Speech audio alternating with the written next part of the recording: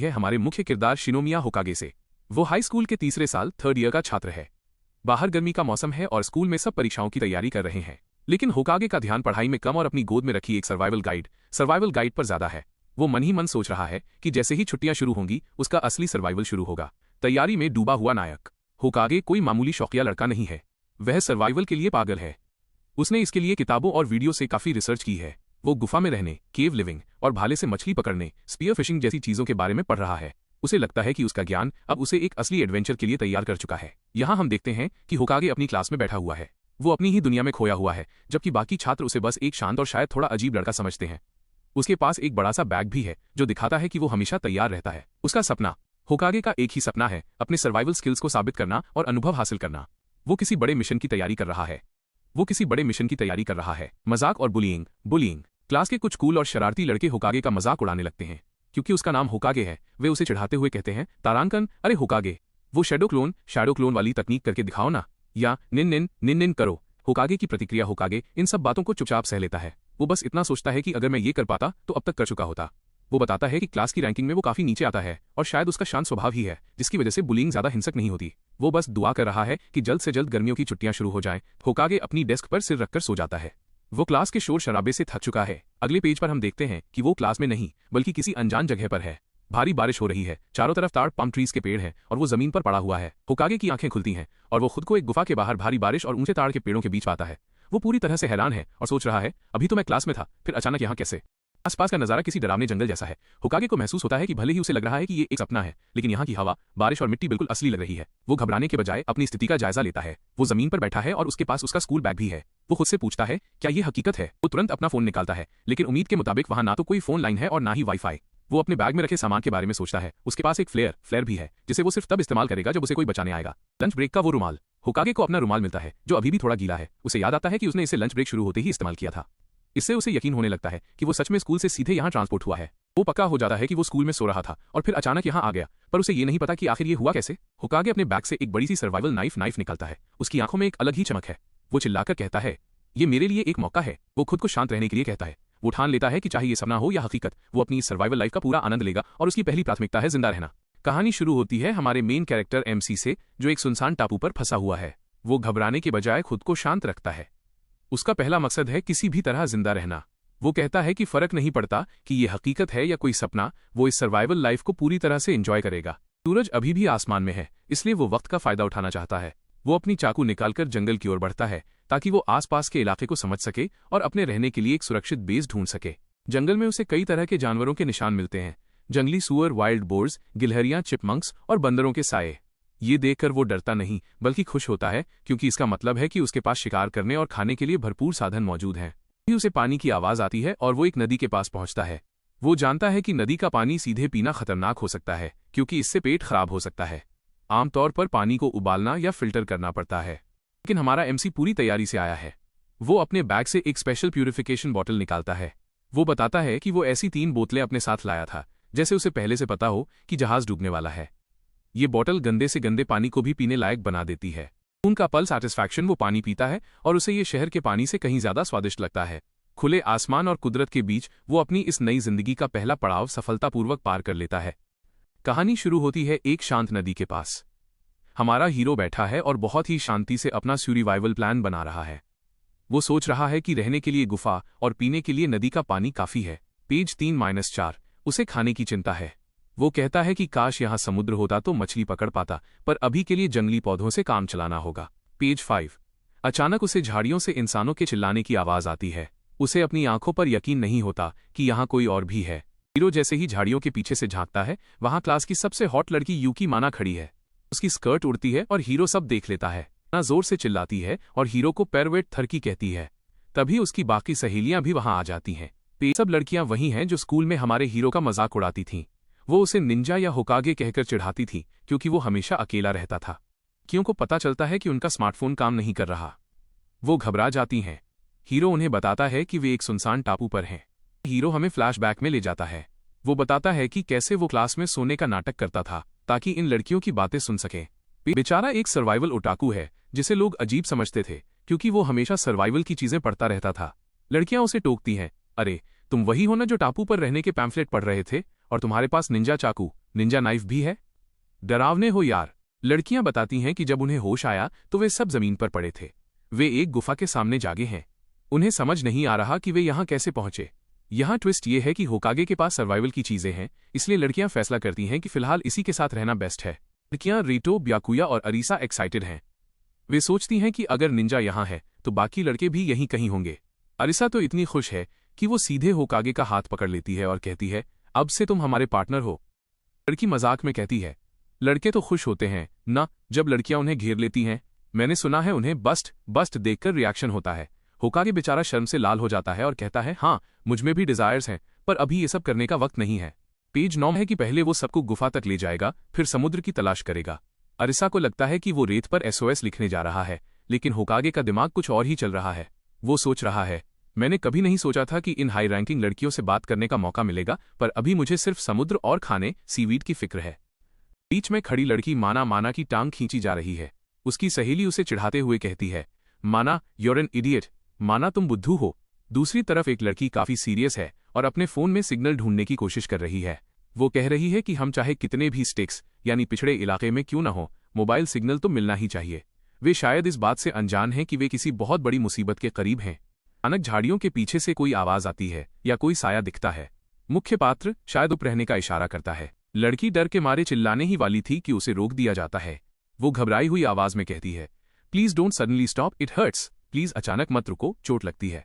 यहां हमरा शिफ्ट होता है गुफा के मुहाने केव एंट्रेंस की तरफ। लड़कियां जैसे ही गुफा के पास पहुंचती हैं, उनकी आंखें फटी की फटी रह जाती हैं। सबकी जुबान से बस एक ही शब्द निकलता है, ईएच। क्या? पैनल में आप देख सकते हैं कि गुफा के अंदर से एक विशाल जानवर बाहर निकल रहा है। लड़कियां पूरी तरह से जम फ्रीज चुकी हैं। उन्हें उम्मीद नहीं थी कि इस आइलैंड पर इतना खतरनाक शिकारी मौजूद होगा। आपके सामने है इस कहानी का विलेन, एक विशाल बंगाल टाइगर। इसकी सीन काफी डरावना है क्योंकि कोई नहीं जानता कि वो बाघ कब हमला कर दे। क्या यहाँ बाघ है? यहाँ हमारे मुख्य किरदार मेन कैरेक्टर्स हैरान हैं। क्या सच में यहाँ बाघ है? लड़कियां डरी हुई हैं और पूछ रही हैं कि आखिर ये सब क्यों हो रहा है। वे अपनी आंखों पर यकीन नहीं कर पा रहे। एक लड़की बहुत ही लॉजिकल बात बोलती है। वो कहती है, मेरे हिसाब से जापान में जंगली बाघ नहीं होने चाहिए। लड़का समझाना शुरू करता है कि कुछ तो गड़बड़ है। वह कहता है कि चाहे वे किसी सुनसान आइलैंड पर ही क्यों न हो, कम से कम फोन का सिग्नल तो मिलना चाहिए। साथ ही उसने रास्ते में जंगली सुअर और गिलहरियों चिपमंक्स के निशान भी देखे थे। यहाँ वो लड़का एक बहुत ही गहरी बात बताता है। वो कहता है कि जापान के इकोसिस्टम में एक ब्लैकिस्टन्स लाइन नाम की सीमा होती है। कुछ जानवर केवल उत्तर होकाइडो में मिलते हैं और कुछ दक्षिण आओमोरी में, लेकिन यहाँ ये सब एक साथ दिख रहे हैं, जिसका मतलब है कि यहाँ का पर्यावरण बिल्कुल अजीब है। वो कहता है, मुझे लगता है हम पृथ्वी अर्थ पर हैं ही नहीं, बल्कि ये कोई दूसरी दुनिया अनदर वर्ल्ड है। ये सुनकर बाकी सब हैरान रह जाते हैं। जैसे ही लड़का दूसरी दुनिया की बात करता है, एक लड़की भड़क जाती है। वह चिल्लाकर कहती है, क्या तुम पागल हो? दूसरी दुनिया से तुम्हारा क्या मतलब है? उसे लगता है कि लड़का कोई मजाक कर रहा है या डरा रहा है। शोर मचते ही बाकी लड़कियां उस लड़की का मुंह बंद कर देती हैं ताकि वो चिल्लाए नहीं। पास ही में बाघ सो रहा है और शोर होने पर उसकी कान हिलते हैं। अगर वो जाग गया तो सबकी जान खतरे में पड़ जाएगी। लड़का अपनी बात को साबित करने की कोशिश करता है। वो याद दिलाता है कि बस कुछ पल पहले वे स्कूल में लंच ब्रेक कर रहे थे और अगले ही पल वे इस घने जंगल के बीच में हैं। इतनी जल्दी स्कूल से जंगल में आना नामुमकिन है। अंत में लड़का कहता है कि उसके पास अपनी थ्योरी का कोई पक्का सबूत तो नहीं है, लेकिन फिलहाल सबसे जरूरी काम यह है कि वे इस खतरनाक जगह जहां बाघ है को छोड़कर कहीं और सुरक्षित स्थान पर चले जाएं। सब लोग बहुत शांति से बिना शोर मचाए बाघ के पास से भाग निकलते हैं। एक छोटी सी गलती और वे उस बाघ का लंच बन सकते थे। बाघ से दूर आने के बाद वे एक नदी के किनारे पहुंचते हैं। यहाँ वे थोड़ा चैन की सांस लेते हैं। हीरो के पास पहले से ही कुछ पीने का सामान तैयार है, जिसे देखकर एक लड़की कहती है, वाह निंजा, तुमने ये सब पहले से तैयार रखा था, कमाल है। जब हीरो एक लड़की को पानी की बोतल देता है तो वो शर्मा जाती है। वो सोचती है, अगर मैं इससे पीती हूं तो क्या ये एक इनडायरेक्ट किस होगा? हम तो अभी डेट भी नहीं कर रहे। हीरो मजाक में कहता है कि बोतल साफ है और वो पीते समय होंठ भी नहीं लगाता। लड़की फाइनली पानी पीती है और उसे बहुत सुकून मिलता है। वो कहती है, आह, क्योंकि गर्मी और डर के बाद पानी अमृत जैसा लग रहा है। हीरो दूसरी लड़की माना को भी पानी पीने के लिए कहता है। हंसी मजाक के बीच अचानक माहौल गंभीर हो जाता है। एक लड़की उदास होकर पूछती है, क्या हम कभी वापस घर जा पाएंगे? सबके चेहरे पर चिंता साफ दिख रही है। हीरो अपनी थ्योरी बताता है। वो कहता है, मुझे पता है कि ये सोचना बेवकूफ़ी है कि हम किसी दूसरी दुनिया में आ गए हैं, लेकिन ये भी मुमकिन है कि हम अभी भी पृथ्वी पर ही हों, बस किसी अनजान जगह पर। एक लड़की बहुत उदास है और उसे समझ नहीं आ रहा कि वे घर कैसे लौटेंगे। हमारा हीरो उसे हिम्मत देता है और कहता है कि अगर वे जंगल से बाहर निकल पाए तो शायद उन्हें कोई इंसानी बस्ती मिल जाए। एक दूसरी लड़की चिल्लाकर कहती है कि उसे तुरंत घर जाना है, लेकिन समस्या ये है कि उन्हें सही दिशा का अंदाजा ही नहीं है। हीरो के पास एक पुराना स्मार्टफोन है, भले ही वहां सिग्नल नहीं है, लेकिन उसका कैमरा अभी भी काम कर रहा है। हीरो सोचता है कि अगर वो किसी ऊंचे पेड़ पर चढ़कर चारों तरफ की तस्वीरें ले लें तो उसे रास्ता खोजने में मदद मिलेगी। तभी एक लड़की उसे अपनी मॉडर्न सेल्फी स्टिक देती है ताकि वो और भी ऊंचाई से तस्वीरें क्लिक कर सके। हीरो को पहले कभी सेल्फी स्टिक चलाना नहीं आता था, इसलिए वो लड़की उसे बड़े प्यार से इसे इस्तेमाल करना सिखाती है। जैसे ही हीरो पेड़ पर चढ़ना शुरू करता है, उसकी फुर्ती देखकर लड़कियां हैरान रह जाती हैं। वे उसे रियल निंजा और बंदर बुलाने लगती हैं। नीचे खड़ी लड़कियां जो पहले डरी हुई थीं, अब हीरो को चीयर कर रही हैं। हीरो सोचता है कि लड़कियां मानसिक रूप से कितनी मजबूत होती हैं। हीरो पेड़ की चोटी पर पहुंचकर फोटो खींच ही रहा होता है कि तभी उसे कुछ महसूस होता है। अचानक एक शरारती बंदर आता है और हीरो के हाथ से सेल्फी स्टिक और फोन छीनकर भागने लगता है। नीचे से लड़कियां मजाक उड़ाती हैं कि तुम निंजा होकर भी एक बंदर से हार गए। वो बंदर पेड़ से नीचे कूदता है और सीधे उस लड़की के पास पहुंच जाता है जिसने सेल्फी स्टिक दी थी। बंदर उस लड़की से डरने के बजाय उसके बहुत करीब चला जाता है, जिसे देखकर हीरो दंग रह जाता है। वो लड़की मुस्कुराते हुए बताती है कि उसके पास जानवरों से दोस्ती करने की एक खास काबिलियत है। बंदर लड़की के साथ खेल रहा होता है, लेकिन हीरो को लगता है कि बंदर उसे परेशान कर रहा है। हीरो जोश में आकर लड़की को बचाने के लिए बंदर पर झपटता है, लेकिन इस हड़बड़ी में कुछ मजेदार और अजीबोगरीब एकी मोमेंट्स हो जाते हैं। अंत में जब हीरो फोन में ली गई तस्वीरों को देखता है तो उसका दिल बैठ जाता है। अंततः तस्वीरों में दूर दूर तक न तो कोई शहर दिखता है और न ही कोई सड़क। चिल्लाता है, ये बहुत बड़ी खोज है। उसे महसूस होता है कि जिस समंदर को वो ढूंढ रहे थे वो उनके बहुत करीब है। बाकी लड़कियां थोड़ी कंफ्यूज्ड हैं, उन्हें लगता है कि शायद कुछ खास नहीं मिला, पर होकागे उन्हें समझाता है कि समंदर मिलने का मतलब है ढेर सारे रिसोर्सेज। खाने पीने और सर्वाइवल के लिए समंदर एक खजाना है। तभी एक लड़की नोटिस करती है कि फोटो के बैकग्राउंड में कुछ धुंधला सा दिख रहा है। वो फोटो को जूम करते हैं और उन्हें दूर पानी के बीच में एक टापू आइलैंड दिखाई देता है। होकागे गेस करता है कि अगर ये एक निर्जन द्वीप अनइनहैबिटेड आइलैंड है तो चांस है कि उस सामने वाले टापू पर लोग रहते हों। उनकी उम्मीदें जाग जाती हैं कि शायद वो अकेले नहीं हैं। जैसे ही उन्हें समझ आता है कि रेस्क्यू होने के चांस बढ़ गए हैं, पूरी टीम खुशी से झूम उठती है। वो सब एक साथ चिल्लाते हैं, यट्टा, यानी हमने कर दिखाया। होकागे को पता है कि टेक्नोलॉजी पर पूरी तरह भरोसा नहीं किया जा सकता। वो कहता है कि हमें रास्तों पर निशान, लैंडमार्क्स लगाने चाहिए ताकि हम रास्ता न भटकें। लड़की पूछती है, जब हमारे पास फोन का कंपास है तो निशानों की क्या जरूरत? होकागे एकदम प्रो सर्वाइवल वाली बात करता है, अगर फोन टूट गया या बैटरी खत्म हो गई तब क्या करेंगे? लड़की होकागे को क्लमसी अनाड़ी बोलकर चिढ़ाती है क्योंकि वो फोन का कंपास इस्तेमाल करना भूल गया था। टीम की बॉन्डिंग देखने लायक है। इनका अगला गोल सेट है समंदर की तरफ बढ़ना। फोन का इनबिल्ट कंपास बिना सिग्नल के भी काम कर रहा है, जो उन्हें सही दिशा ईस्ट साउथ दिखा रहा है। लोग जोश में जंगल के रास्ते निकल पड़ते हैं, पर कागे-कुन काफी गहरी सोच में डूबा होता है। अनजान टापू आइलैंड पर फंस गए हैं और हालात काफी नाजुक हैं। होकागे बताता है कि वो एक रास्ता ढूंढ रहा है जिससे वो अपनी गुफा केव को वापस पा सकें। दरअसल एक विशाल जंगली बाघ टाइगर ने उनकी गुफा पर कब्जा कर लिया है, जो उनके रहने की इकलौती सुरक्षित जगह थी। बाकी लड़कियां घबराई हुई हैं। उनका मानना है कि एक बड़े बाघ से लड़ना नामुमकिन है, लेकिन होकागे का कहना है कि अगर उन्होंने उस बाघ के मन में इंसानों का डर नहीं बैठाया तो आज नहीं तो कल वो बाघ उन सबको मार देगा। ग्रुप में बहस होती है कि उनके पास न तो कोई हथियार है और न ही चाकू चलाने का हुनर। होकागे खुद मानता है कि सीधे तौर पर लड़ना मुश्किल है, इसलिए वो किसी चालाकी या ट्रैप के बारे में सोच रहा है। तभी माहौल थोड़ा हल्का होता है। काले बालों वाली लड़की उसे चीयर करती है और कहती है, होकागे-कुन तुम कमाल हो। यहाँ हमें किरदारों के बीच की प्यारी बॉन्डिंग देखने को मिलती है। होकागे सबको लेकर जंगल के घने रास्तों से बाहर निकलता है। वो कहता है, बस हम पहुंचने ही वाले हैं, हम जंगल से बाहर आ रहे हैं। सूरज समुद्र तट बीच पर पहुंच जाते हैं। चमचमाता सूरज और नीला पानी देखकर लड़कियां अपनी सारी टेंशन भूल जाती हैं और खुशी से झूम उठती हैं। लड़कियां तुरंत पानी की तरफ भागती हैं। कोई पानी में भीग रहा है तो कोई रेत पर खेल रहा है। ये एक क्लासिक बीच एपिसोड जैसा मोमेंट है जहां सर्वाइवल की टेंशन कुछ देर के लिए थम जाती है। ये अभी भी काम की बात सोच रहा है। वो देखता है कि किनारे पर शेलफिश, सीपियां हैं। उसे उम्मीद है कि यहाँ सीवीड और मछलियां भी मिलेंगी, जिससे उनके खाने का इंतजाम हो जाएगा। फिर से सोच में पड़ जाता है। भले ही उन्हें समुद्र मिल गया हो, लेकिन बाघ का खतरा अभी टला नहीं है। उसे खाने का जुगाड़ भी करना है और रहने का भी। जैसे ही सूरज ढलने लगता है, ग्रुप को एहसास होता है कि अब मस्ती का समय खत्म हो गया है। होकागे सबको आवाज देता है कि सूरज डूबने वाला है और उन्हें अंधेरा होने से पहले वापस निकलना चाहिए। लड़कियां थोड़ी हैरान होती हैं और पूछती हैं, वापस? पर कहाँ? उन्हें लगता है कि शायद वे किसी सुरक्षित जगह की तलाश करेंगे, लेकिन होकागे के मन में कुछ और ही चल रहा है। आगे अपने बैग से कुछ उपकरण निकालता है और बड़े आत्मविश्वास के साथ कहता है, क्या ये साफ नहीं है? हम वापस उसी गुफा में जा रहे हैं। वो ऐलान करता है कि अब समय आ गया है उस बाघ टाइगर से मुकाबला करने का और अपनी गुफा को वापस छीनने का। ही होकागे जंग की बात करता है, लड़कियों के चेहरे पर डर साफ दिखने लगता है।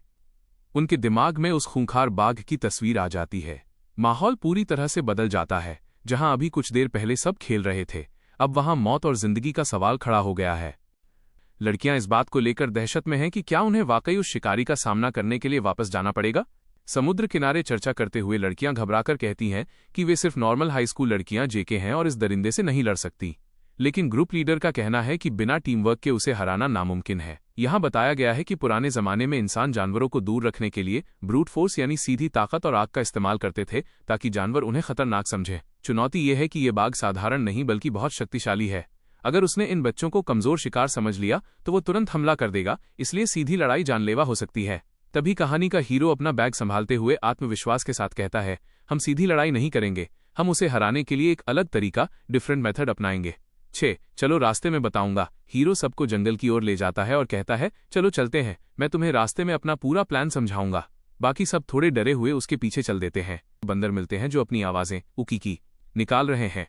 लड़की खुश होकर उसे गले लगा लेती है और कहती है, वेलकम बैक रीता। इससे पता चलता है कि इनकी बंदरों से पुरानी दोस्ती है। पूरा ग्रुप बैठकर आराम करता है। हीरो हैरान है कि उन्होंने बंदर का नाम भी रख दिया है। लड़की बताती है कि वह बंदर उससे बहुत ज्यादा घुल मिल गया है और अब यही बंदर उस बाघ के खिलाफ उनकी मदद करेंगे। ईरो मंकी कहता है, क्योंकि वो हमेशा लड़कियों के करीब रहता है, जिससे हीरो थोड़ा चिढ़ भी जाता है। यहाँ कहानी में ट्विस्ट आता है। रीता असल में बाकी बंदरों के साथ मिलकर स्काउटिंग यानी जासूसी कर रहा था। वो अपनी भाषा में हीरो को कुछ बताने की कोशिश करता है। सब हैरान रह जाते हैं जब पता चलता है कि वो लड़की बंदरों की भाषा समझ सकती है और उन्हें निर्देश भी दे सकती है। हीरो चिल्लाता है, ये तो कमाल की एबिलिटी है, उसे अब बंदरों की मदद से दुश्मन की लोकेशन पता चल सकती है। लड़कियां मजाक में चर्चा करती हैं कि शायद वो इन बंदरों की बॉस या टेमर है।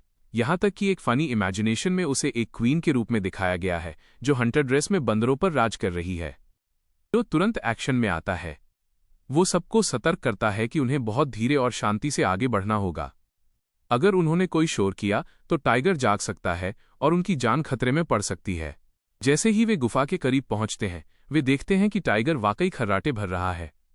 हीरो आदेश देता है, सब लोग प्लान के हिसाब से अपनी पोजीशन ले लो। फिर सबको समझाता है कि अगर उन्होंने इस खतरे को आज नहीं भगाया तो वे रात को चैन से सो नहीं पाएंगे। उनके पास रहने के लिए घर नहीं है, इसलिए उन्हें जंगली जानवरों से अपनी जान बचाने के लिए खुद ही लड़ना होगा। हमारा हीरो अपनी टीम का हौसला बढ़ाते हुए कहता है, तैयार हो जाओ, हमें इसे पीछे धकेलना है। उसका हथियार हो सकता है। लड़कियां भी पीछे नहीं हटती, वे अपनी पूरी हिम्मत जुटाती हैं। कोई कह रही है मैं अपना बेस्ट दूंगी, तो कोई बिल्कुल डरी हुई है लेकिन फिर भी लड़ने को तैयार है। टीम वर्क तो भाई गजब का दिख रहा है यहाँ। वो अपना सामान बैग्स कस लेते हैं और जोश में चिल्लाते हैं, चलो चलें।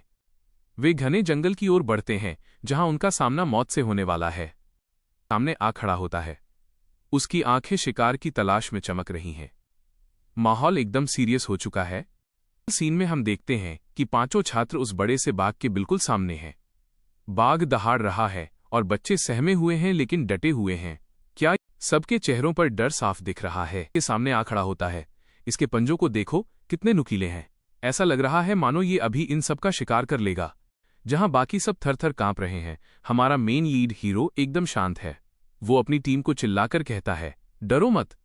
अगर तुम पीछे हटे या घबराए तो ये सीधा तुम्हारे ऊपर झपट्टा मारेगा। टाइगर हार मानने वालों में से नहीं है। वो अपनी पूरी ताकत से एक भयानक दहाड़ मारता है। उसके दांत और चेहरे के भाव देखकर किसी की भी रूह कांप जाए। माहौल एकदम करो या मरो वाला हो गया है। बिना किसी देरी के वो विशाल, ऐसा लगता है जैसे ये इनका आखिरी पल होने वाला है। बाघ को अपनी तरफ आता देख लड़कियां पूरी तरह दहशत में हैं।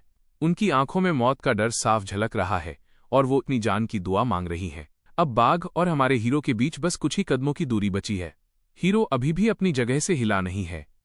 ये बिल्कुल एक वाइल्ड लाइफ थ्रिलर फिल्म के सीन जैसा लग रहा है। हीरो के पास कुछ है, वो धीरे से कहता है गुड, और अपने बैग या कमर के पास से कुछ रहस्यमयी स्टिक्स निकालता है। उसके चेहरे पर अब डर नहीं बल्कि एक शिकारी वाली चमक है। बाघ भी रुक जाता है। उसे समझ नहीं आ रहा कि ये छोटा सा इंसान उससे डर क्यों नहीं रहा। बाघ अपनी आंखों से हीरो को भांपने की कोशिश कर रहा है। हीरो ने अपने उन खास हथियार और एक तेज आवाज। अब खेल पलटने वाला है। क्या हमारा हीरो इस जंगली दरिंदे को हरा पाएगा? हीरो का घातक मूव अपनी उन 2 रॉड्स को एक खास तरीके से घुमाता है। ये कोई साधा बल्कि एक स्पेशल बैटल बैटन है। बाघ ने आज तक ऐसा कोई इंसान नहीं देखा था जो मरने के डर के बजाय उस पर वार करने के लिए तैयार खड़ा हो। हीरो की आंखों की गहराई देखकर बाघ की रफ्तार थोड़ी धीमी पड़ जाती है। कहानी शुरू होती है एक जो हमारे हीरो और उसकी टीम के सामने खड़ा है। लड़कियां काफी डरी हुई हैं, लेकिन हमारा मेन लीड हार मानने वालों में से नहीं है।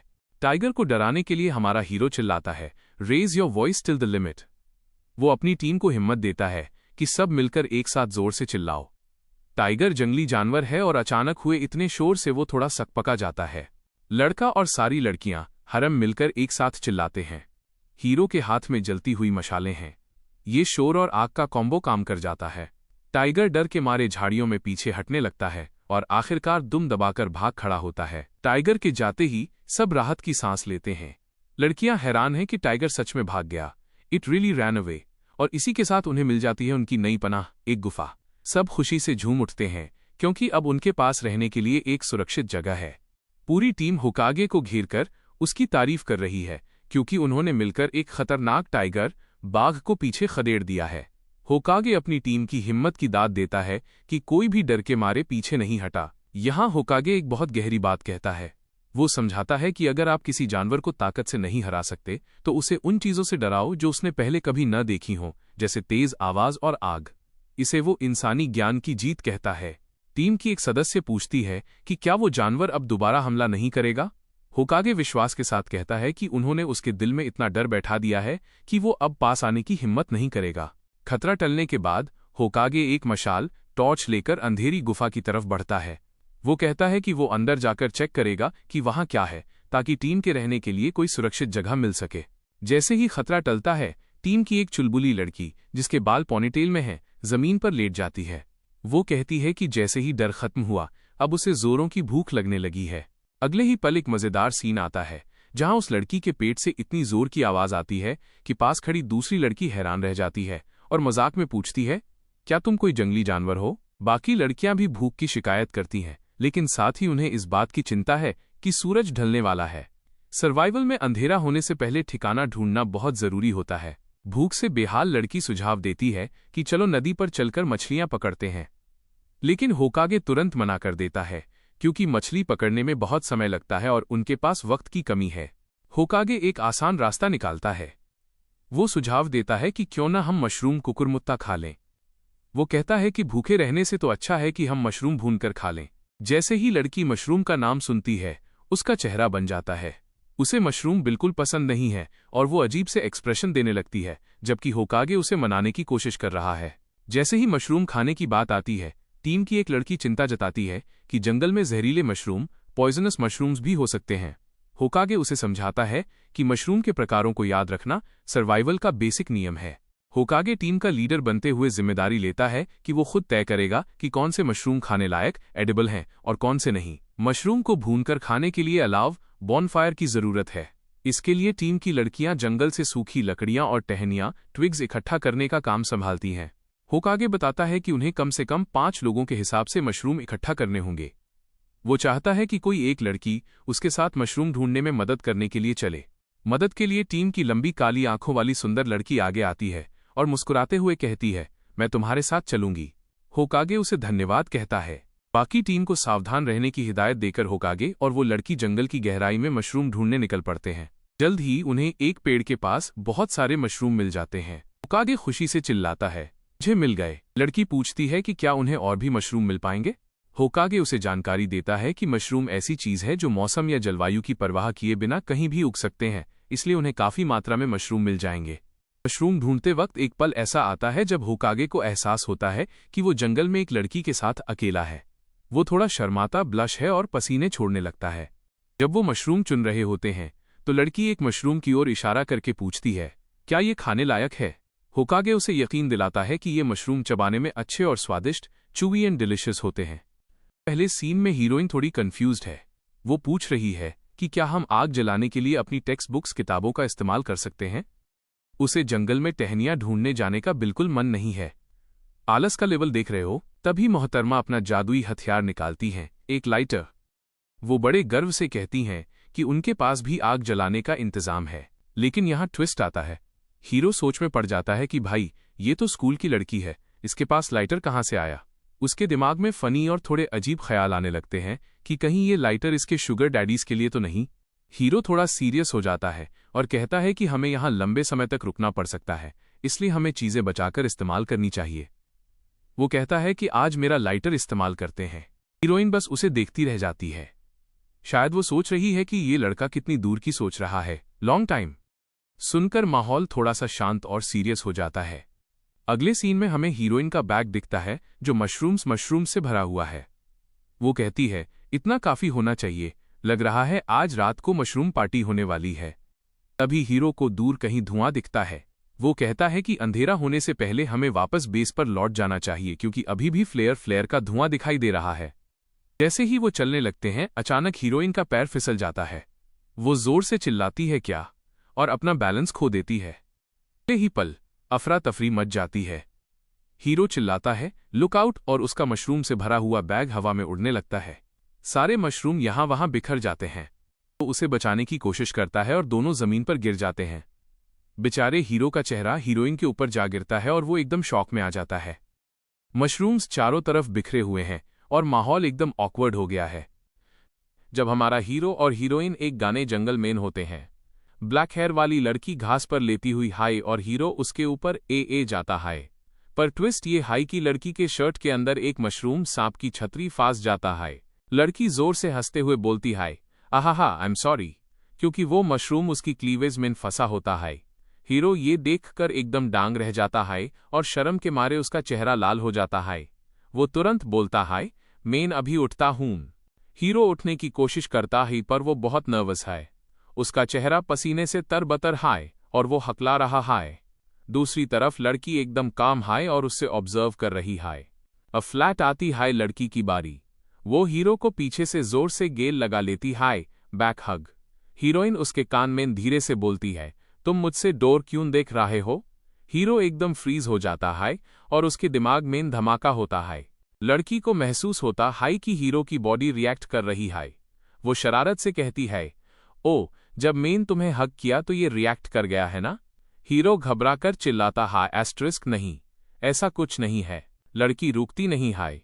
वो हीरो के एकदम करीब आकर कहती है, तुम्हें इसे छुपाने की जरूरत नहीं है, लड़के एज ही होते हैं। वो हीरो को टीज करने का कोई मौका नहीं छोड़ रही। हीरो की हार्ट बीट थंप थंप इतनी तेज है कि बाहर तक सुनाई दे रही है। वो बस ये सोच रहा है कि इस सिचुएशन से कैसे बचे, क्योंकि लड़की उससे बिल्कुल चिपकी हुई है। लड़की की बातों और उसके बोल्ड पोस्चर से हीरो पूरी तरह सरेंडर कर देता है। वो इतना ब्लश कर रहा है कि उसका पूरा चेहरा टमाटर जैसा लाल हो गया है। ये पूरा सीन एक स्वीट और नॉटी नॉक जोक से भरा है, जहां लड़की अपने भोले भाले हीरो को टीज करके मेज ले रही है। हीरो और लड़की दोनों की आंखें फटी की फटी रह गई हैं। उनकी घबराहट साफ दिख रही है क्योंकि सामने का नज़ारा कुछ ऐसा है जिसकी उन्हें उम्मीद नहीं थी। मस्ती भरा ग्रुप, लेकिन जैसे ही क्या वहां तो पार्टी जैसा माहौल है। कोई लकड़ियां इकट्ठी कर रहा है तो कोई मजे से बैठा है। ये सच में सुरक्षित हैं? ग्रुप के लोग चिल्लाते हैं। होकागे सामा वापस आ गए। वहां का माहौल बहुत ही हल्का और मजाकिया है। एंट्री होती है एक नए कैरेक्टर की। एक लाल बालों वाला लड़का हीरो के पास आता है और कहता है, तो तुम ही उन्हें यहां तक लाए हो। उसकी मुस्कान थोड़ी डरावनी और रहस्यमयी है। और वो लड़का कहता है कि उन्होंने धुआं और रोशनी देखी थी, उन्हें लगा बचाव दल आ गया है। वो हीरो के बैग में रखे फ्लायर्स, इशारा करने वाली रोशनी को लेकर उसे परवर्ट भी बुलाता है। उसके कंधे पर एक हाथ रखा जाता है और बस कोई स्थिति को संभालने की कोशिश कर रहा है। पर वो लड़का हीरो के चेहरे के बिल्कुल करीब आता है और एक खतरनाक ऑफर देता है, हमें तुम्हें साथ रखने में कोई दिक्कत नहीं है, चलो टीम बनाते हैं। NINJA का हीरो के बिल्कुल पास आता है और उसके कान में बुदबुदाता है, तुम्हें भी अपने आसपास ज्यादा लोग पसंद होंगे, खासकर इस सिचुएशन में, है ना? उसकी आंखों में एक खतरनाक चमक है। रहस्यमयी लड़का मजाक उड़ाते हुए कहता है, कितना दुखद होता अगर तुम यहां अकेले होते, हा। वो हीरो को उकसाने की कोशिश कर रहा है। उन्हें एक और ग्रुप मिलता है जिसे देखकर लड़कियां काफी राहत महसूस करती हैं कि चलो हमारे अलावा और भी लोग यहां हैं। यहां सुमेरागी बायकुया, सुमेरगी ब्याकुया गुस्से में दिख रहा है। उसका बड़ा भाई रेटो उसे शांत करने के लिए रुको बायकुया कहता है।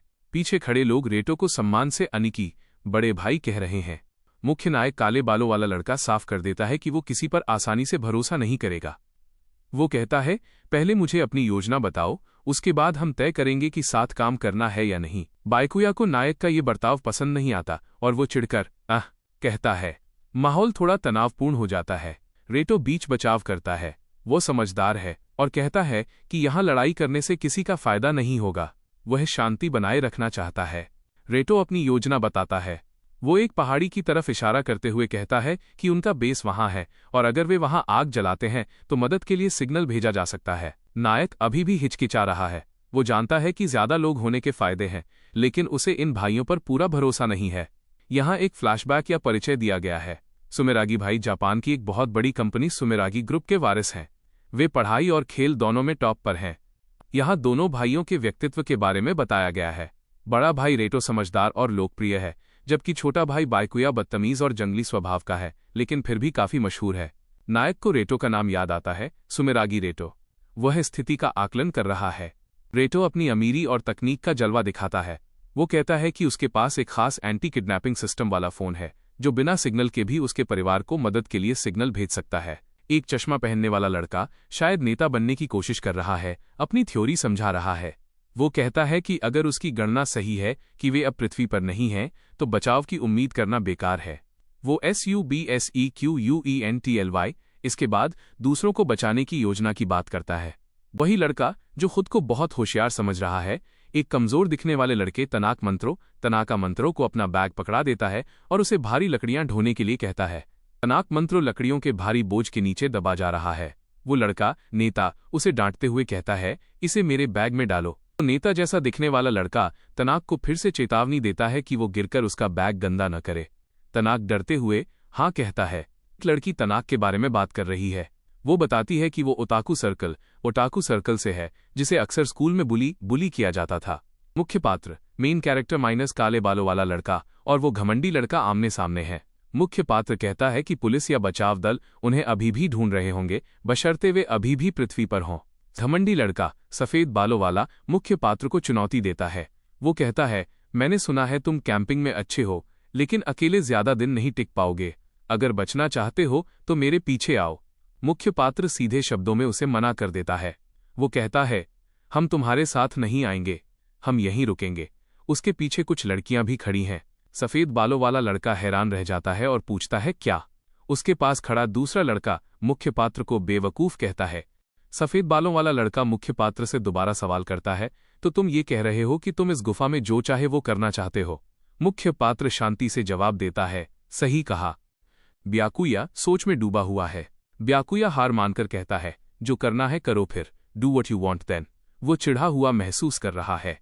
ब्याकुया सफेद बालों वाला लड़का गुस्से में पीछे मुड़कर माना को बुलाता है। माना, चलो यहां से। नायक अकेला खड़ा है और सामने 4 लड़कियां खड़ी हैं। नायिका खुलकर कहती है, सॉरी रीतो और ब्याकुया, मैं यहां होकागे के साथ रुकूंगी। वो नायक का साथ देने का फैसला करती है। नायक होकागे हैरान है। दूसरी तरफ माना नाम की लड़की इस फैसले पर गुस्सा हो रही है और उसे अजीब ऑकवर्ड लग रहा है। लड़की कह रही है कि वे कल मछली पकड़ने फिशिंग जाएंगे, जबकि दूसरी लड़की कहती है कि वो होकागे कुन मुख्य नायक के साथ जाएगी। वे लड़कियां बताती हैं कि उन्होंने गुफा को वापस पाने के लिए बहुत मेहनत की है और अब वे इसे छोड़कर नहीं जाना चाहती। ब्याकुया हैरान और परेशान होकर पूछता है, क्या तुम लोग होश में हो? Are you guys in your right mind? उसे लड़कियों का नायक पर इतना भरोसा करना पागलपन लग रहा है। नायिका बहुत मासूमियत और भरोसे के साथ नायक से पूछती है, अगर हम यहाँ रुकते हैं तो तुम हमें छोड़ोगे तो नहीं ना? You won't abandon us right? माना रीतो और उसके साथी से कहती है कि उसे होकागे को यहाँ अकेला छोड़ना अजीब लग रहा है, क्योंकि अब तक उन्होंने साथ मिलकर मेहनत की है। ब्याकुया अपना सिर पकड़कर निराशा जताता है। वो कहता है कि सुमेरागी ग्रुप के वारिस के लिए ऐसी हरकतें शोभा नहीं देती। ब्याकुया हंसते हुए लड़कियों को दयालु काइंड हार्टेड कहता है। वो तंज कसते हुए कहता है कि तुम सब नायक की जान बचाने के लिए उसके साथ रुक रही हो। जाते जाते ब्याकुया कहता है कि अगर वे अपना मन बदल लें तो उनके बेस पर आ सकती हैं। वो उन्हें वापस बुलाने का विकल्प खुला रखता है। होकागे और चारों लड़कियां एक साथ खड़े होकर ब्याकुया और उसके साथी को जाते हुए देख रहे हैं। उनके चेहरों पर गंभीरता है। ब्याकुया का साथी उससे पूछता है, क्या तुम ठीक हो कि वो निंजा नायक उन खूबसूरत लड़कियों को ले जाए? ब्याकुया का चेहरा छाया में है और वह बहुत गंभीर दिख रहा है। उसका साथी कहता है कि नायक ने लड़कियों को चुराया नहीं है, वे बस अभी उसके साथ हैं।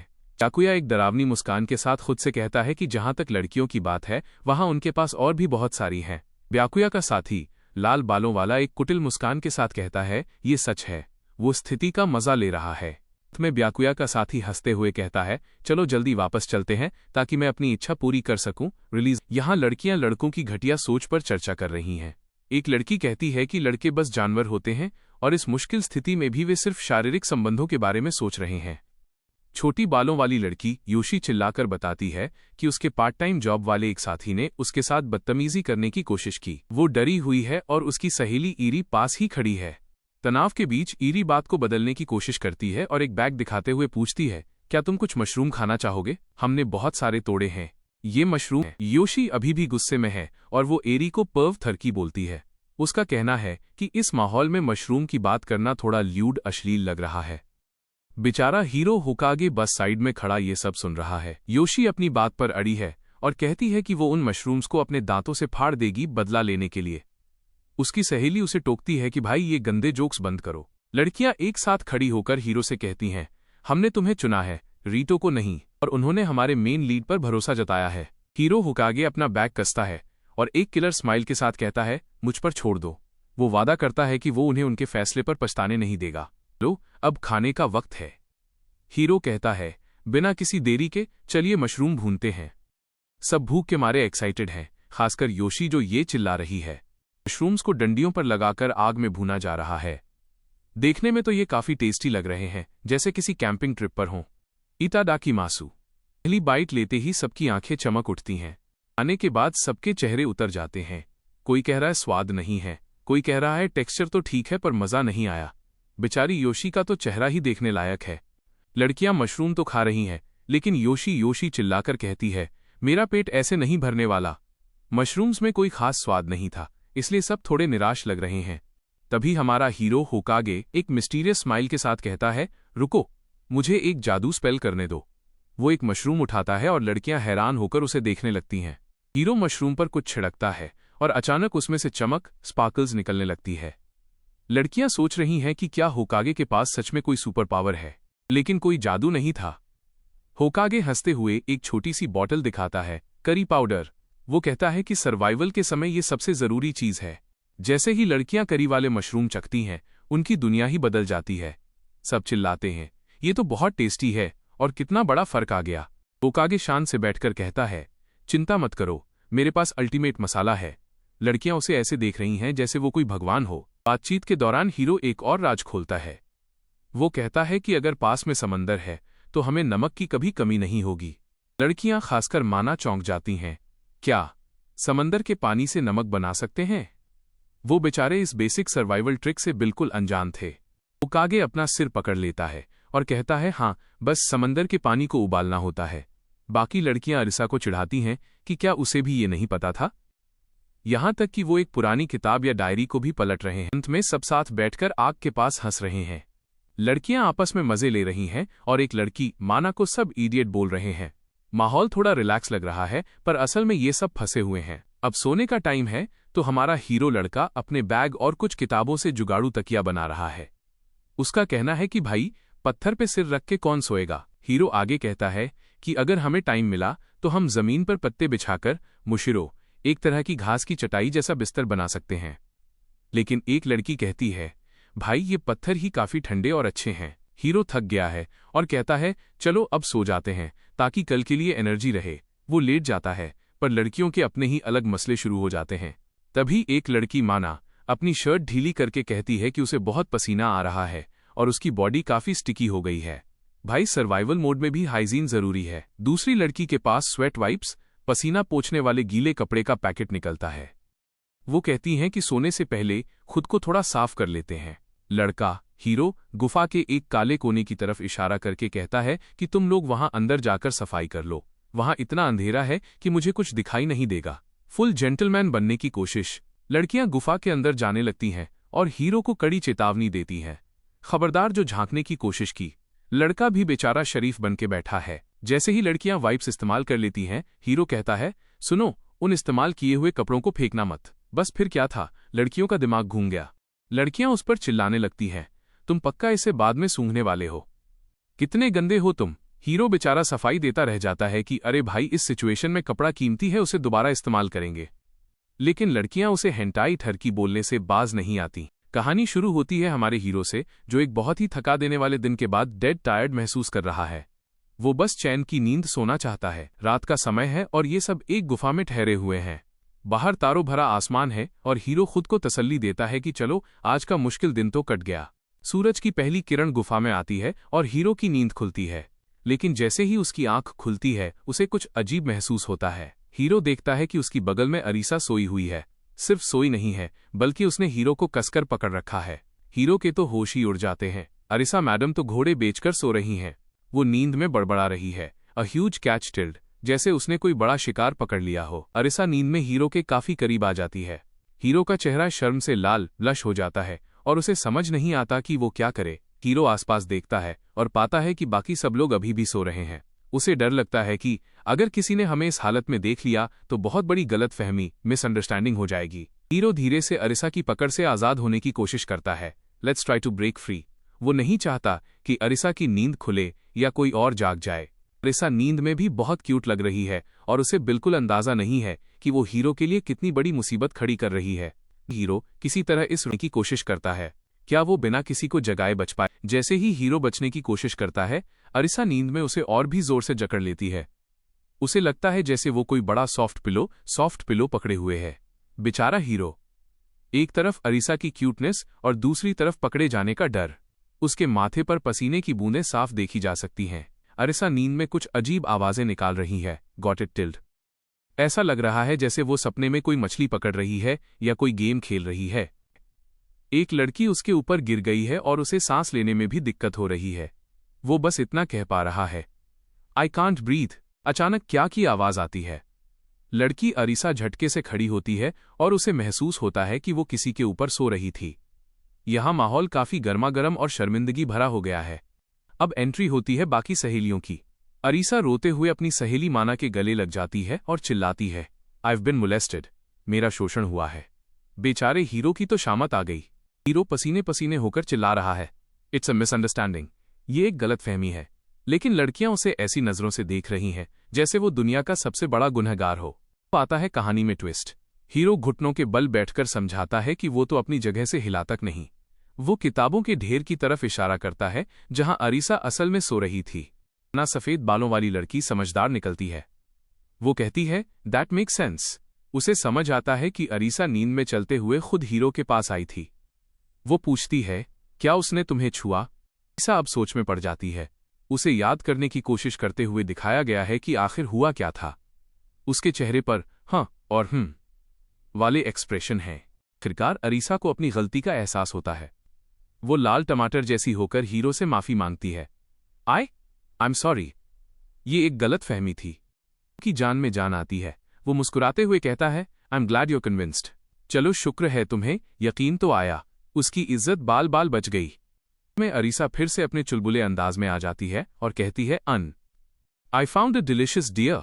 मैंने एक स्वादिष्ट हिरण खोज लिया। सहेलियां हंस रही हैं और मामला रफा दफा हो जाता है। बीच वाली लड़की बड़े ही गर्व से बता रही है, हाँ, मुझे एक बहुत ही स्वादिष्ट हिरण डियर मिला। बाकी लड़कियां हैरान और थोड़ी परेशान हैं क्योंकि उन्हें जंगली जानवरों का शिकार करके गुजारा करना पड़ रहा है। एक लड़की सहानुभूति दिखाते हुए कहती है, वो पक्का। लड़कियां होकागे को चिढ़ा रही हैं। एक लड़की नोटिस करती है कि होकागे कुछ अजीब सा, शायद थोड़ा रोमांस या कुछ अच्छा सोच रहा है और कहती है, क्या होकागे को अभी कुछ अच्छा महसूस हुआ? दूसरी लड़की उसे सीधा एकी ठरकी बोल देती है। बेचारा होकागे शर्म से लाल हो जाता है और कहता है, बस बहुत हुआ, ऐसा कुछ नहीं है। वो मन में सोच रहा है, अगर ऐसे ही चलता रहा तो सब ठीक हो जाएगा। पीछे लड़कियां आपस में मजाक कर रही हैं। एक लड़की कहती है, मुझे मेरे प्यारे सपने वापस दो। दूसरी हंसते हुए कहती है, सॉरी, वो तो नामुमकिन है। असल में सुबह शायद उन्हें बड़े ही अजीब तरीके से जगाया गया था, जिसे वो एक्सट्रीम मॉर्निंग कॉल कह रही हैं। सीन की शुरुआत होती है एक भारी भरकम गोचिसु समा खाना खाने के बाद का शुक्रिया के साथ। पेट भर चुका है और तो भाई आज का प्लान क्या है? हमारा हीरो बड़े टशन में उंगली उठाकर कहता है, आज हम पत्थर रॉक्स जमा करेंगे। इनकी लड़कियां हैरान। वो कहती हैं, भाई पत्थर तो हर जगह पड़े हैं, इसमें नया क्या है? उनका करेगा क्या? हीरो के पास एक ही जवाब है, सस्पेंस है, देखते जाओ। करिन से कहता है, करिन तुझे पता है ना मैं क्या करने वाला हूं? करिन भी समझदार है। वो कहती है, हाँ थोड़ा थोड़ा अंदाजा है, मैं लकड़ी वुड का इंतजाम करती हूं। करिन नाम की दूसरी लड़की से पूछ रही है, क्या तुम्हें पता है मैं क्या करने वाली हूं?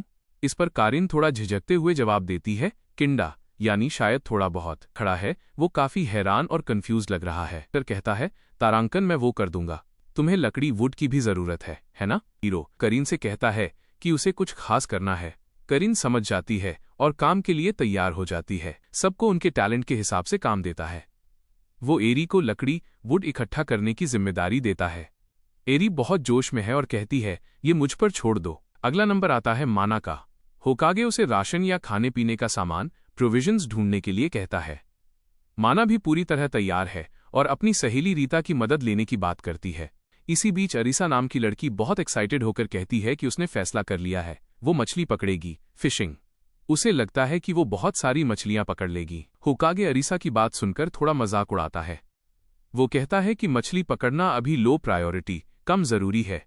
अरीसा चिढ़ जाती है क्योंकि होकागे को लगता है कि वो एक भी मछली नहीं पकड़ पाएगी। आगे कहता है कि अरीसा का हाल एक बोझू, जापानी शब्द जिसका मतलब है गंजा या साधु जैसा होगा। अरीसा गुस्से में चिल्लाती है, मैं गंजी नहीं हूं। असल में होकागे का मतलब था कि वो खाली हाथ बगैर मछली के वापस आएगी। एरी उससे पूछती है कि वो खुद क्या करेगा। होकागे के पास बहुत सारे काम हैं, लेकिन उसका सबसे बड़ा प्लान सबको चौंका देने वाला है। होकागे तय करता है कि वो जोमोन पीरियड के स्टाइल में मिट्टी के बर्तन अर्थनवेयर बनाएगा। बाकी लड़कियां हैरान हैं कि क्या हम आदिवासियों की तरह रहने वाले हैं? होकागे पूरी प्रोसेस समझाता है। स्टेप 1, मिट्टी से शेप बनाना। स्टेप 2, उसे आग के पास रखकर पकाना। स्टेप 3, बर्तन के अंदर कोयला डालना। स्टेप 4, और बस आपका मजबूत बर्तन तैयार। होकागे एक जिम्मेदार लीडर की तरह अपनी टीम को समझाता है कि उन्हें अपनी खोज सर्च सिर्फ नदी तक ही सीमित रखनी है। वो साफ हिदायत देता है कि अगर कोई जंगली जानवर दिखे तो बहादुरी दिखाने के बजाय सीधे गुफा केव की तरफ भागना है। पूरी टीम एक साथ रॉजर चिल्लाती है। सब अपनी अपनी ड्यूटी निभाने के लिए तैयार हैं और इसी के साथ उनका आइलैंड पर रहने का पहला बड़ा मिशन शुरू होता है। अरीसा बड़े गर्व के साथ वापस आती है और कहती है, मैं मिट्टी क्ले ले आई। होकागे थोड़ा हैरान होता है और उससे पूछता है कि क्या उसके बैग का गंदा होना ठीक है। अरीसा बड़ी बिंदास है और कहती है कि वो उसे नदी में धो लेगी। अरीसा अपने बैग में ढेर सारी गीली मिट्टी भरकर लाई है। वो योइशो कहते हुए मिट्टी का भारी ढेर नीचे गिराती है। ये मिट्टी उनके प्राचीन बर्तन बनाने के काम आने वाली है। होकागे सबको बताता है कि आज वे सच में महसूस करेंगे कि पेलियोलिथ और जोमोन पीरियड में इंसान कैसे रहते थे। उनका मकसद सिर्फ जिंदा रहना नहीं, बल्कि पुरानी तकनीकों को फिर से जीना है। होकागे खाली नहीं बैठा था। उसने अपने सर्वाइवल किट में मौजूद धागे और सुई, थ्रेड एंड नीडल का इस्तेमाल करके एक काम चलाऊ फिशिंग रॉड तैयार कर ली है। अरीसा ये देखकर दंग रह जाती है और तुरंत मछली पकड़ने के लिए उतावली हो जाती है। अरीसा इंतजार करने के मूड में बिल्कुल नहीं है। वो रॉड छीनती है और चिल्लाती है, मैं और इंतजार नहीं कर सकती। वो तुरंत पानी में कांटा फेंकने की कोशिश करती है। अरीसा को लगता था कि मछली पकड़ना वीडियो गेम जैसा आसान होगा, जहां मछली तुरंत कांटे में फंस जाती है। लेकिन यहां पानी में मछलियां तो हैं, पर वे अरीसा के खाली कांटे के पास भी नहीं फटक रहीं। होकागे शांति से उसे बताता है कि तुम्हें कांटे में चारा बेट लगाना पड़ेगा। जैसे ही वो अरीसा की तरफ एक रेंगता हुआ केंचुआ अर्थवर्म बढ़ाता है, अरीसा की चीख निकल जाती है, उगे केंचुए को देखकर अरीसा की हालत खराब हो जाती है और वो वाह चिल्लाने लगती है। होकागे मजे लेते हुए पूछता है, क्या तुम हार मान रही हो? लेकिन अरीसा अपनी जिद पर अड़ी है और कहती है, नहीं, मैं ये कर सकती हूं। बड़े ही सुकून से मिट्टी के बर्तन अर्थनवेयर बनाने में लगा है। वहीं दूसरी तरफ हमारी हीरोइन अरीसा बोर हो रही है और मछली पकड़ने की कोशिश कर रही है। काफी देर इंतजार करने के बाद अचानक अरीसा की फिशिंग रॉड जोर से मुड़ती है। उसे लगता है कि उसकी किस्मत चमक गई है और कोई बड़ी मछली जाल में फंस गई है। वो खुशी के मारे चिल्लाने लगती है। मछली इतनी भारी है कि आरिसा उसे खींच नहीं पा रही। बिना रील वाली रॉड होने की वजह से उसे अपनी पूरी ताकत लगानी पड़ती है। पीछे से हमारा हीरो उसे टोकता भी है कि जरा संभल कर। आरिसा अपना बैलेंस खो देती है। मछली को खींचने के चक्कर में वो पीछे की तरफ गिरने लगती है, जहां पानी और पत्थर हैं। आरिसा को गिरते देख हीरो उसे बचाने के लिए लपकता है, लेकिन हड़बड़ी में और गलत टाइमिंग की वजह से उसका हाथ आरिसा को बचाने के बजाय ऐसी जगह लग जाता है जहां उसे नहीं लगना चाहिए था। हीरो आरिसा को पकड़ने की कोशिश करता है, लेकिन वो गलती से उसकी स्कर्ट के अंदर से उसे पकड़ लेता है। यहां शुरू होता है कहानी का असली फैन सर्विस और एकी ड्रामा। आरिसा एकदम से शर्म से लाल पीली हो जाती है। वो चिल्लाने लगती है, मुझे गले मत लगाओ, और ये तो सेक्सुअल हैरासमेंट है। बेचारा हीरो बस उसे गिरने से बचाने की कोशिश कर रहा था, पर सिचुएशन कुछ और ही बन गई। बजाय माफी मांगने के हीरो उसे डांटने लगता है कि अगर वो गिर जाती और उसे ठंड लग जाती तो यहाँ इस जंगल में कोई दवाई देने वाला नहीं है।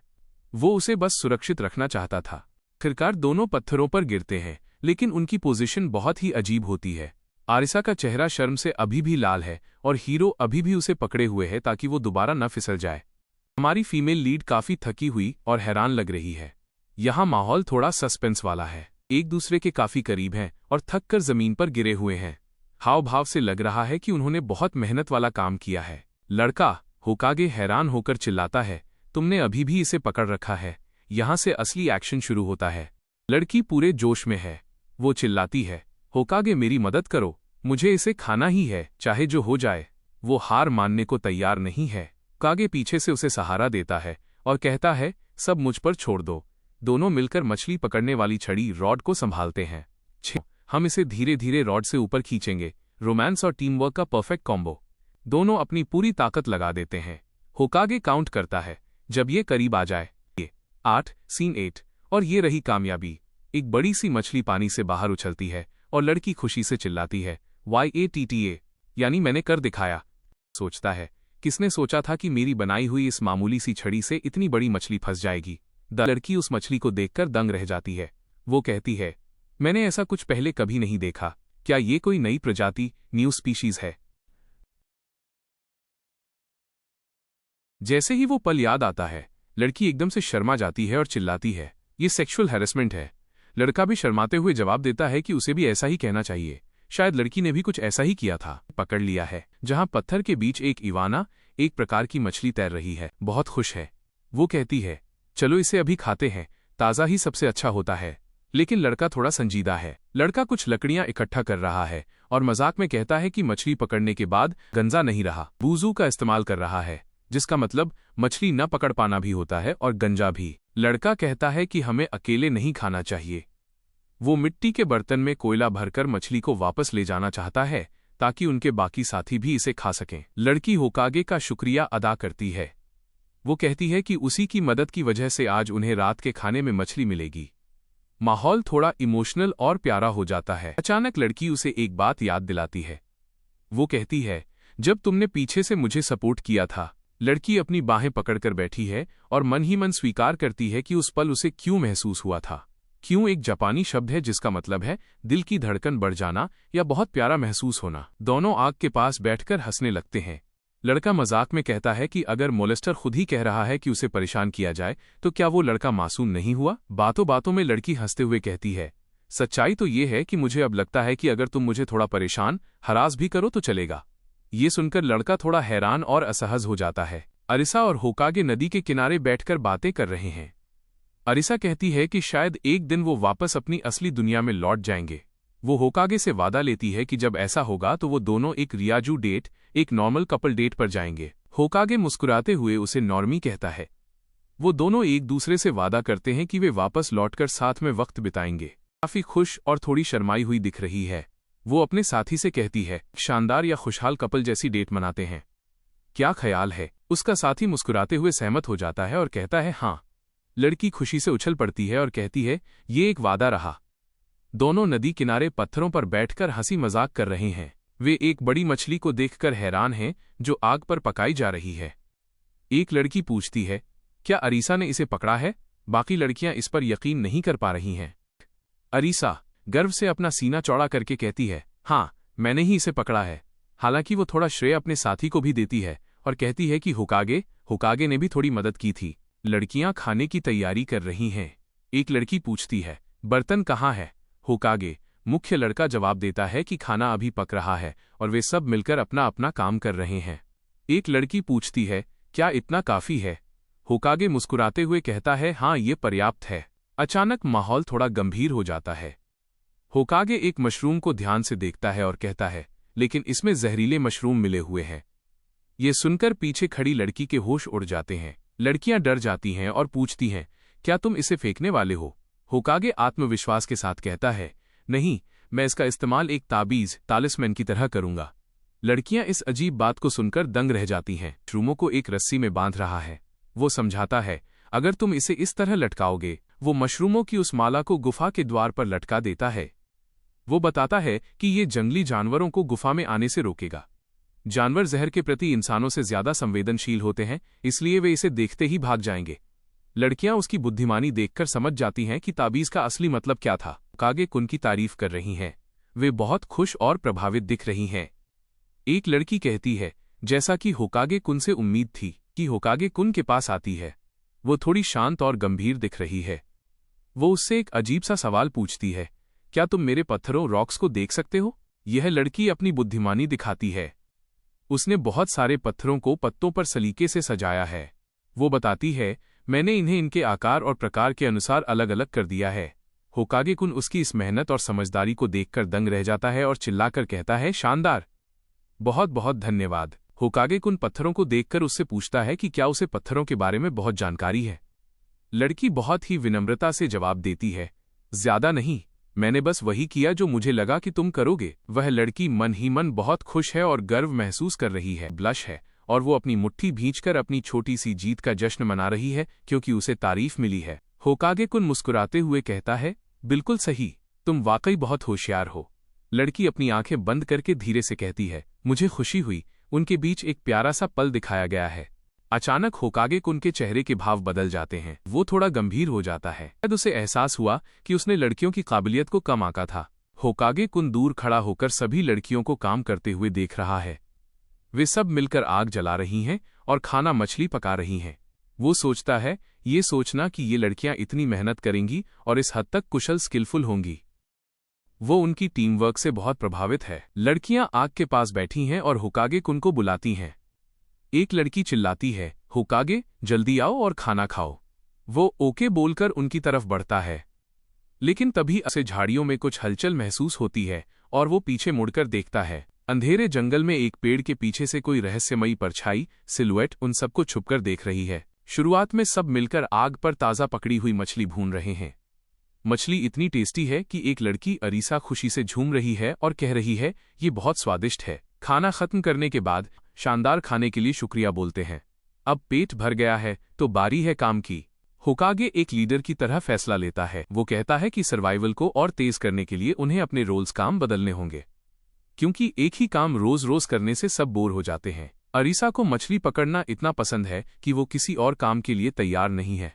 वो चिल्लाकर कहती है, मुझे और मछली पकड़नी है, इसलिए उसे और माना को उनके पुराने काम पर ही रहने दिया जाता है। यह करिन।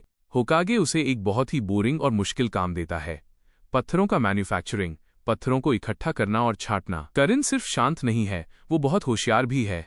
वो कहती है कि उसे इतिहास, जोमन पीरियड माइनस जापान का प्राचीन काल की अच्छी समझ है, इसलिए वो मिट्टी के बर्तन अर्थनवेयर बनाने में भी मदद करेगी। होकागे मन में सोचता है कि करिन दूसरी लड़कियों की तरह हंसमुख नहीं है, थोड़ी कोल्ड रूखी लगती है, लेकिन वो बहुत जल्दी चीजें सीख जाती है जिससे होकागे का काम आसान हो जाता है। जब होकागे बाद में चेक करने जाता है तो वो हैरान रह जाता है। करिन ने सारे पत्थरों को उनकी साइज और टाइप के हिसाब से बड़े पत्तों पर अलग अलग सजाकर रखा है, एकदम प्रोफेशनल तरीके से। होकागे उन पत्थरों को देखकर मुस्कुराता है। वो समझ जाता है कि भले ही करिन के चेहरे पर इमोशंस न दिखें, लेकिन उसका काम ये बता रहा है कि उसे होकागे पर पूरा भरोसा है। अब वे इन पत्थरों से स्टोन टूल्स, पत्थर के औजार बनाएंगे। होकागे अब काम पर लग गया है। करिन के लाए हुए पत्थरों को देखकर वो बहुत खुश है। वो एक बड़े पत्थर को दूसरे पत्थर से मार मारकर उसे धारदार, शार्प बनाने की कोशिश कर रहा है। ये एकदम पुराने जमाने के इंसानों वाली तकनीक है। करिन को एक बहुत ही खास पत्थर मिलता है जिसे ऑब्सीडियन कहते हैं। होकागे बताता है कि ये पत्थर कांच की तरह तेज होता है और इससे बेहतरीन शिकार के औजार बनाए जा सकते हैं। होकागे अकेले ही घंटों पत्थरों को घिसता रहता है। उसे पता है कि इस आइलैंड पर जिंदा रहने के लिए सिर्फ फल और मछली काफी नहीं है। उन्हें जंगली जानवरों से बचने के लिए हथियारों की जरूरत है। पत्थर का चाकू। काफी मेहनत के बाद होकागे पहला स्टोन नाइफ तैयार कर लेता है। ये भले ही दिखने में साधारण हो, लेकिन ये लकड़ी काटने और खाल उतारने के काम आ सकता है। तभी अरीसा और माना वापस आती हैं। वे होकागे की मेहनत देखकर दंग रह जाती हैं। उन्हें यकीन नहीं होता कि सिर्फ पत्थरों को टकराकर इतने काम की चीज बनाई जा सकती है। अब बारी है रसोई को अपग्रेड करने की। करिन अपनी हिस्टोरिकल नॉलेज का इस्तेमाल करते हुए मिट्टी के बर्तन अर्थनवेयर बनाने का आइडिया देती है। अब उन्हें पानी स्टोर करने के लिए बर्तन मिल सकेंगे। बर्तन बनाने के लिए सिर्फ मिट्टी काफी नहीं है, उसे पकाना भी पड़ेगा। टीम मिलकर एक बड़ा गड्ढा खोदती है जिसे वे एक भट्टी की तरह इस्तेमाल करेंगे। कोई मिट्टी ला रहा है, कोई लकड़ियां इकट्ठा कर रहा है, तो कोई आग की निगरानी कर रहा है। धीरे धीरे ये ग्रुप अब एक परिवार की तरह काम करने लगा है। काम के बीच में होकागे को एहसास होता है कि वे इस आइलैंड पर अकेले नहीं हो सकते। उसे जंगल की गहराई से कुछ अजीब आवाजें सुनाई देती हैं, जिससे माहौल थोड़ा गंभीर हो जाता है। होकागे तय करता है कि कल वे जंगल के और अंदर जाएंगे ताकि रहने के लिए कोई बेहतर जगह या गुफा ढूंढ सकें। वीडियो शुरू होता है एक क्यूट लड़की से जो पत्थर इकट्ठा कर रही है। वो कहती है कि उसे अपनी किसी सहेली को थैंक्स बोलना है क्योंकि पत्थर जुटाना सबसे मुश्किल काम है। तभी वहां हमारा हीरो आता है जो काफी नर्वस है। वो लड़की के पास बैठा है और उसकी हालत खराब हो रही है क्योंकि वो लड़की के काफी करीब है। लड़की उसे नोटिस करती है और थोड़ा झुकती है। हीरो एकदम पसीने पसीने हो जाता है और उसकी तरफ देख भी नहीं पाता। लड़की बिल्कुल हीरो के सामने बैठ जाती है। उसकी खूबसूरती और मौजूदगी हीरो का दिमाग सुन कर देती है। वो बस वाली हालत में उसे देखता रह जाता है। हीरो की नर्वसनेस देखकर धीरे से मुस्कुराती है। फूफू। हीरो और भी ज्यादा चौंक जाता है कि आखिर उसके मन में चल क्या रहा है। कि सीधे हीरो पर वार करती है और कहती है, तुम अभी से ऐसे एक्साइटेड नर्वस हो गए सिर्फ मुझे देखकर ही। हीरो पूरी तरह से एक्सपोज हो चुका है। अपनी इज्जत बचाने के लिए कहता है, इसमें मेरी क्या गलती, मैं एक लड़का हूं तो ऐसा होना लाजमी है। और साथ ही वो कल की एक बात याद करने लगता है। इमे को भी अचानक कल की वो खास घटना याद आ जाती है। उसका चेहरा एकदम लाल हो जाता है और वो शर्म के मारे पानी पानी होने लगती है। इमेज में दिखता है कि कल हीरो ने गलती से उसे कुछ ज्यादा ही करीब से या किसी अजीब एंगल से देख लिया था। दोनों ही इस याद से बहुत ज्यादा ऑकवर्ड महसूस कर रहे हैं। अचानक अपनी शर्म को साइड में रखकर हीरो के कान के पास आती है और एकदम बोल्ड होकर पूछती है, क्या मैं तुम्हारे लिए वो फिर से करूं? जैसे ही लड़की पूछती है, क्या मैं फिर से करूं, हीरो के होश उड़ जाते हैं। वो हकलाते हुए कहता है, तुम क्या कह रही हो? लड़की उसे डराते हुए कहती है, चिल्लाओ मत वरना कोई सुन लेगा। हीरो इतना डर गया है कि पसीने से भीग चुका है, उसे समझ नहीं आ रहा कि वो भाग जाए या वहीं रुक जाए। लड़की मुस्कुराते हुए कहती है, वैसे भी तुम यही चाहते थे ना? वो हीरो की हरकतों से जान चुकी है कि हीरो अंदर ही अंदर इस बात से खुश है। हीरो की बोलती बंद हो जाती है। वो बस घूरते हुए उसे देखता रहता है और मन ही मन सोचता है कि ये लड़की कितनी निडर और चालाक है। ये लड़की और भी पास आती है। माहौल एकदम सीरियस और रोमांटिक हो जाता है। हीरो को अपनी धड़कनें साफ सुनाई दे रही हैं। पहले कि हीरो कुछ समझ पाता, लड़की तेजी से उसकी ओर झुकती है। हीरो की आंखें फटी की फटी रह जाती हैं। ये क्या हो रहा है? इमेज। लड़की धीरे से कहती है, सिर्फ एक बार और। हीरो का दिमाग काम करना बंद कर देता है। वो बस उस पल में जम सा गया है। के चेहरे पर एक अजीब सी चमक है और हीरो पूरी तरह से उसके वश में आ चुका है। अपना हाथ बढ़ाती है और हीरो को एहसास कराती है कि वो मजाक नहीं कर रही थी। हीरो की पूरी बॉडी में बिजली सी दौड़ जाती है। इमेज कहती है कि उसने हीरो को पूरी तरह से जीत लिया है। हीरो अब बस उसकी उंगलियों पर नाचने वाला है। इमेज और बोलती है, सॉरी मेरे हाथ गंदे हैं। लड़का उसे देखकर थोड़ा नर्वस है। लड़का एकदम पसीने पसीने हो गया है। उसके दिमाग में कुछ और ही चल रहा है। वो चिल्लाता है, उआह, जैसे उसने कोई भूत देख लिया हो।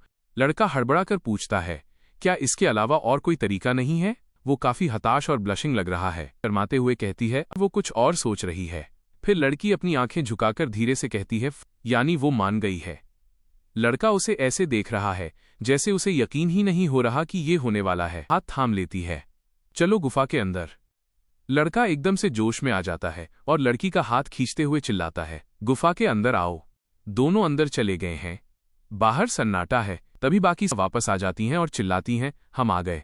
लड़का बाहर आता है, पसीना पोंछते हुए कहता है, फू, बस होने ही वाला था। जब लड़कियां गुफा के अंदर देखती हैं तो वहां कोई रोमांस नहीं, बल्कि प्रिमिटिव वेपन्स, आदिम हथियार रखे होते हैं।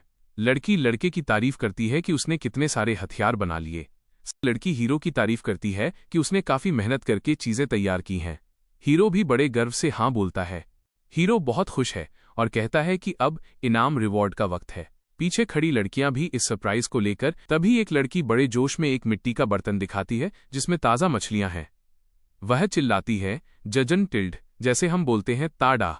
हीरो देखकर हैरान रह जाता है कि बर्तन में सबके लिए एक एक मछली है। साथ ही वो बताता है कि जो मिट्टी का बर्तन पॉट वो बना रहे थे वो भी पककर तैयार हो चुका है। एक लड़की दूसरी को चिढ़ाती है कि वो केंचुओं अर्थवर्म से डरती थी। वो कहती है, बिना उनके मछली कैसे पकड़ती, जिस पर दूसरी लड़की मुंह बना लेती है। हीरो खुश है कि आखिरकार उनके पास पेट भरने के लिए एक अच्छा मील खाना सुरक्षित हो गया है। सर्वाइवल में खाना मिलना सबसे बड़ी जीत होती है। तभी हीरो एक टिन का डिब्बा खोलता है और लड़कियां चौंक जाती हैं। क्या ये नमक सॉल्ट है? जंगल में नमक मिलना किसी जैकपॉट से कम नहीं है। हीरो समझाता है कि जब वो औजार बना रहा था तब उसने साथ ही साथ समुद्र के पानी को उबालकर ये थोड़ा सा नमक तैयार किया। मेहनत तो लगी पर नतीजा शानदार रहा। हीरो बताता है कि ये डिब्बा एक कैंपिंग कुकर की तरह है जिसे लंच बॉक्स, बेंटू बॉक्स की तरह भी इस्तेमाल किया जा सकता है। लड़कियां खुश हैं क्योंकि अब उन्हें रोज वही बोरिंग खाना नहीं खाना पड़ेगा। चारों ओर बैठकर अपनी अपनी ग्रिल्ड मछली, ग्रिल्ड फिश का आनंद लेते हैं। नमक की वजह से मछली बहुत टेस्टी लग रही है। सब मिलकर इस पल को एंजॉय कर रहे हैं। लड़की से जो कुछ खा रही है वो कहती है, ये थोड़ा कड़वा है, क्या ये जल गया है? तभी हमारा हीरो होकागे कुन एंट्री मारता है और कहता है, नहीं, ये कड़वाहट असल में मिनरल्स हैं। मतलब भाई सर्वाइवल में स्वाद नहीं सेहत देखी जाती है। हीरो बताता है कि अगर उनके पास फिल्टर होता तो वो असली टेबल सॉल्ट बना सकते थे, पर अभी इसी से काम चलाना पड़ेगा। पीछे से एक लड़की चिल्लाती है, इट्स टोटली फाइन, अरे सब चलता है। यहाँ एक दूसरी लड़की कहती है कि उनके आसपास का माहौल एकदम आइडियल यानी रहने के लिए परफेक्ट है। हीरो भी उसकी बात से सहमत होता है। वो लड़की समझाती है कि क्यों ये जगह बेस्ट है, न ज्यादा गर्मी है न ठंड, ह्यूमिडिटी भी परफेक्ट है। पास में नदी और समुद्र है और सर छुपाने के लिए गुफा भी। यहाँ करिन नाम की लड़की कहती है कि उसका सारा दिमाग हिस्ट्री पढ़ने में लगा है, इसलिए सर्वाइवल में वो किसी काम की नहीं है। दोस्त उसका मजाक उड़ाते हुए कहते हैं कि वो तो ऐसे बोल रही है जैसे खुद होकागे कुन हो। अचानक हीरो का चेहरा सीरियस हो जाता है। वो कहता है, तापमान तो ठीक है लेकिन तुम लोग एक बहुत जरूरी चीज मिस कर रहे हो। करता है कि यहाँ एक भी मच्छर नहीं है। लड़कियां हैरान रह जाती हैं। एक कहती है, तो क्या हुआ, काटते तो थप्पड़ मार के मार देते। उन्हें क्या पता आगे क्या आने वाला है। हीरो अपना एक्सपर्ट ज्ञान झाड़ता है। वो एक ग्राफ दिखाता है कि दुनिया में इंसानों को मारने में मच्छर नंबर 1 पर हैं। 8.3 लाख मौतें हर साल, यहां तक कि वो इंसानों से भी ज्यादा जानलेवा हैं। ये सुनकर लड़कियों की हालत खराब हो जाती है। आगे बताता है कि यहां सिर्फ मच्छर ही नहीं बल्कि बिच्छू, मकड़ियां और जहरीले सांप भी नहीं मिले हैं। यानी ये आइलैंड डेंजर के मामले में बहुत सेफ है। अंत में सब मान जाते हैं कि सर्वाइवल के लिए इन चीजों का पता होना कितना जरूरी है। वो खुशी खुशी कहते हैं, ये सब होकागे कुन की वजह से है। बैठे होते हैं और एक लड़की पूछती है, कल हम क्या करेंगे? टापू पर सर्वाइवल के लिए प्लानिंग तो जरूरी है ही। जैसे ही बात शुरू होती है लड़कियों के मन में एक ही ख्याल आता है, नहाना। वे अपने ग्रुप के लीडर लड़के से कहती हैं कि क्या तुम हमारे लिए एक बाथटब बना सकते हो? वे सब बहुत एक्साइटेड हैं। लड़का थोड़ा सोचता है और कहता है कि अगर चीजें सिंपल रहीं तो वो 1 हफ्ते के अंदर बाथटब बना सकता है। वो मन ही मन खुश है कि लड़कियां इस मुश्किल हालात में भी हार नहीं मान रहीं और खुद को ढाल रही हैं। लेकिन फिर वो गंभीर हो जाता है। वो कहता है कि बाथटब से ज्यादा जरूरी और भी चीजें हैं जो हमारे बचने, सर्वाइवल के लिए काम आएंगी। वह बताता है कि उसे खराब मौसम के लिए तैयार रहना होगा। उसका प्लान है साबुन सोप बनाना, खाना प्रिजर्व करना और साफ सफाई, हाइजीन पर ध्यान देना ताकि कोई बीमार न पड़े। जैसे ही वो साबुन बनाने की बात करता है लड़कियां हैरान रह जाती हैं। उन्हें यकीन नहीं होता कि जंगल में साबुन बनाना मुमकिन है। वे उसे वाव और होली कहकर देखने लगती हैं। लड़का समझाता है कि उनके पास सामान तो है लेकिन बाथटब और साबुन दोनों एक साथ बनाना बहुत मुश्किल होगा। टाइम और मेहनत दोनों लगेगी।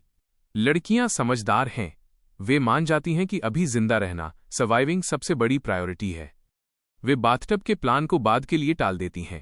अगले दिन का प्लान सेट हो जाता है। लड़का साबुन और खाने का इंतजाम करेगा और वो अरिसा नाम की लड़की को मछली पकड़ने, फिशिंग की जिम्मेदारी देता है। अरिसा पूरे जोश में कहती है, ये काम एक फिशिंग एक्सपर्ट पर छोड़ दो। ग्राउंड में एक और लड़की खड़ी है जो उनकी सारी बातें छिपकर सुन रही है। उसके चेहरे पर एक चालाक मुस्कान है और वो कहती है, मैंने अभी कुछ बहुत दिलचस्प सुना। क्या पर गिरा हुआ है और सामने एक लड़की है जिसे देखकर सब हैरान हैं। क्लास की एक और लड़की चिल्लाती है, तुम कौन हो? माहौल काफी टेंस है। लड़का एमसी पीछे की तरफ गिर रहा है। उसके चेहरे पर डर और हैरानी साफ दिख रही है। वो किसी चीज को देखकर पूरी तरह सुन्न पड़ चुका है। आखिर उसने ऐसा क्या देख लिया? लड़का नीचे गिरा है और उसके सामने खड़ी लड़की की स्कर्ट के नीचे का नजारा है हमारी मिस्टीरियस ब्यूटी आसाकुरा मेको। वो बहुत ही शांत और कॉन्फिडेंट दिख रही है। वो लड़के की तरफ झुककर शरारत भरी मुस्कान के साथ कहती है, क्या तुम मुझे भी अंदर आने दोगे? शायद ऐसे और मजा आए। मेको एक खूबसूरत सूर्यास्त सनसेट के सामने खड़ी है। उसकी पर्पल आंखें और काली ड्रेस उसे बाकी सबसे अलग बनाती हैं। वो फिर से वही सवाल दोहराती है, क्या तुम हमें भी साथ रखोगे? तभी क्लास की दूसरी लड़कियां, जिनमें एक पिंक बालों वाली लड़की भी है, मेको को पहचान लेती हैं। वो चिल्लाकर उसका नाम लेती हैं, आसाकुरा मेको। सब उसे देखकर दंग हैं, जैसे उन्होंने कोई भूत देख लिया हो। पिंक बालों वाली लड़की कहती है कि आसाकुरा मेको उनकी क्लास की स्टूडेंट है ही नहीं, तो फिर वो यहाँ क्या कर रही है और सबको उसका नाम कैसे पता? हमारा हीरो एमसी सोचने लगता है कि वो सब यहाँ एक साथ ट्रांसपोर्ट इसेकाइड हुए थे। उसे लगा था कि सिर्फ वही लोग यहाँ आए हैं जो उस वक्त क्लासरूम के अंदर थे। लेकिन अगर मेको उस क्लास की नहीं है तो वो यहाँ कैसे पहुंची? चौंक कर पूछता है, रुको, तुमने हमें यूएस क्यों कहा? इसका मतलब है कि मेको अकेली नहीं है, उसके साथ कोई और भी है जो अभी तक छुपा हुआ है। एक छोटी सी मुस्कान के साथ हाँ कहती है।